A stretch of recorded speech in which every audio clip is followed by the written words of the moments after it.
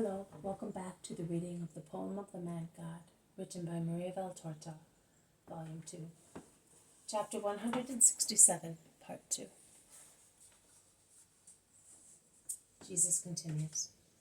Pick her up, says Jesus, who moves to one side to let Valeria bend over the cradle.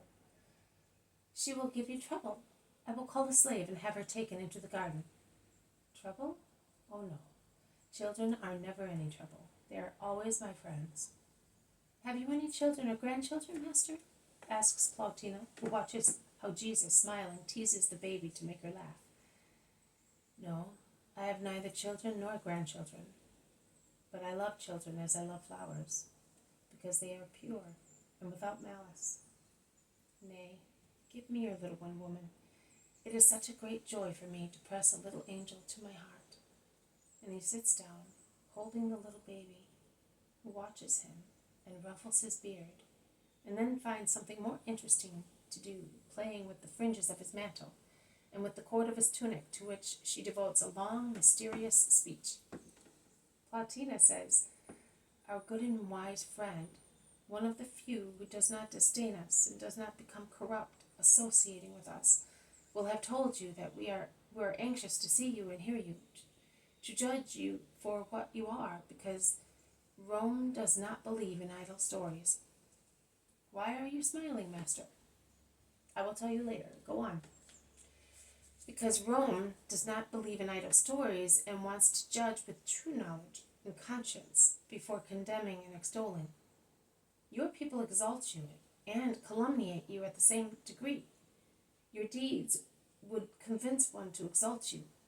The words of many Jews would induce people to consider you little less than a criminal. Your words are solemn and wise like a philosopher's. Rome is very fond of philosophic doctrines, and I must admit it, our present philosophers do not have a satisfactory doctrine, also because their ways of living do not correspond to their doctrines. They cannot have a way of living corresponding to their doctrine. Because they are pagans, is that right? No, because they are atheists. Atheists? But they have their gods. They do not even have those anymore, woman. I remind you of the ancient philosophers, the greatest ones. They were heathens, too. However, consider how high was the moral tone of their lives. It was mingled with errors, because man is inclined to err. But when they were confronted with the greatest mysteries, life and death, when they had to face the dilemma of honesty or dishonesty, of virtue or vice, of heroism or cowardice, and they considered that if they turned to evil, a great misfortune would befall their fatherland and their fellow citizens. Then, with a super effort of will, they rejected the tentacles of evil polyps, and holy and free they chose good at all costs. That good which is no one else but God. You are God, so they say. Is that true? I am the Son of the true God. I became flesh, but I still remain God. But what is God? The greatest master, if we look at you. God is much more than a master. Do not minimize the sublime idea of divinity to a limitation of wisdom. Wisdom is a deity. We have Minerva. She is the goddess of knowledge. You have also Venus, the goddess of pleasure. Can you admit that a god, that is, a being superior to men, possesses, raised to the highest degree, all the horrible vices of mortals? Can you conceive that an eternal being has for all eternity the petty, mean, humiliating delights of those who have only 1 hour's time? And that the superior being makes them the scope of his life? Do you not consider what a desecrated heaven is the one you call Olympus, where the most acrid juices of mankind ferment? If you look at your heaven, what can you see? Lust, crime, hatred, war, thefts, crapulence, snares, revenge. If you wish to celebrate the feast of your gods, what do? You indulge in orgies. What cult do you give them? Where is the true chastity of the virgins consecrated to Vesta? On what divine code of law do your pontifices base their judgments? What words can your augurs read in the flight of birds or in the peal of thunder? And what answers can the bleeding entrails of sacrificed animals give to your haruspices? You said, Rome does not believe in idle stories. Why does she believe then that 12 poor men, by sending a pig, a sheep, and a bull round the fields and sacrificing them, can gain Ceres's favor, when you have an endless number of deities, one hating the other, and you believe in their revenges? No, God is something quite different. He is eternal, one and spiritual.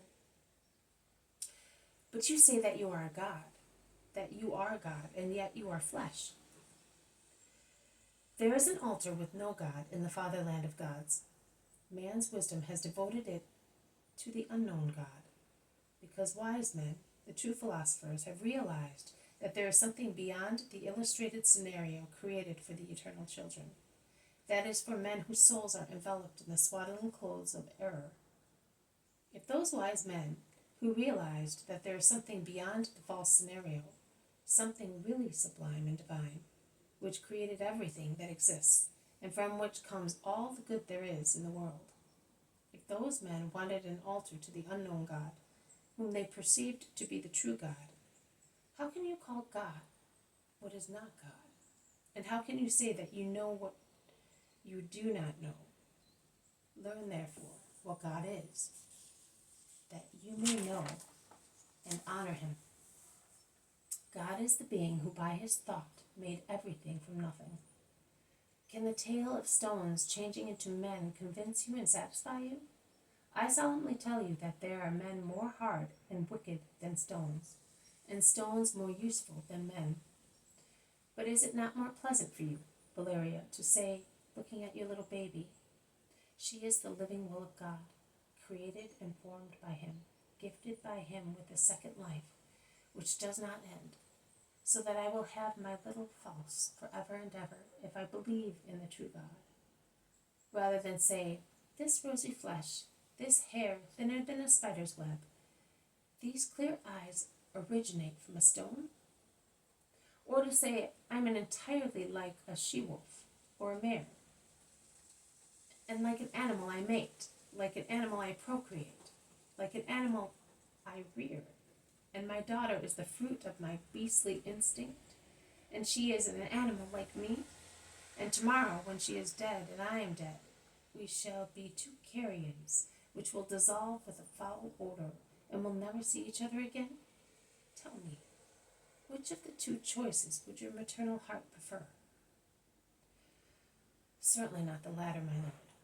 If I had known that Fausta was not a thing that could be dissolved forever, my grief, when she was in agony, would not have been so violent, because I would have said, I have lost a pearl, but it still exists, and I will find it.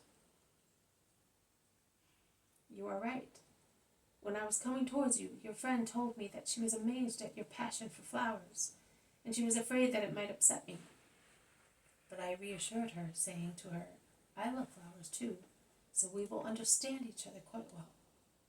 But I wish to bring you to love flowers, as I have brought Valeria to love her baby, of whom she will now take greater care, as she knows that Fausta has a soul, which is a particle of God enclosed in the body, which her mother made for her, a particle which will not die, and which her mother will find again in heaven, if she believes in the true God. The same applies to you. Look at this beautiful rose. The purple which adorns the imperial robe is not so magnificent as this petal, which is not only a pleasure to the eye because of its hue, but is also a joy to touch because of its smoothness, and to smell because of its scent. And look at this one, and this one, and this one. The first one is like blood gushing from a heart. The second is like fresh fallen snow. The third one is pale gold. The last one is like the sweet face of this child smiling in my lap. And further, the first one is stiff on as almost thornless stem, the leaves of which are reddish as if they had been sprayed with blood, The second has only a few thorns, and its leaves are pale and dull on the stem. The third one is as flexible as a reed, and its small leaves are as shiny as green wax. The stem of the last one is so thick with thorns that it seems anxious to prevent all possible access to its rosy corolla. It looks like a file with very sharp teeth. This has been a reading from the poem of the Man God, written by Maria Valtorta, Volume 2, Chapter 167, Part 2, In the House of Johanna of Chuza, Jesus and the Roman Ladies. Thank you for listening. I will see you tomorrow. May God bless you, and may peace be with you.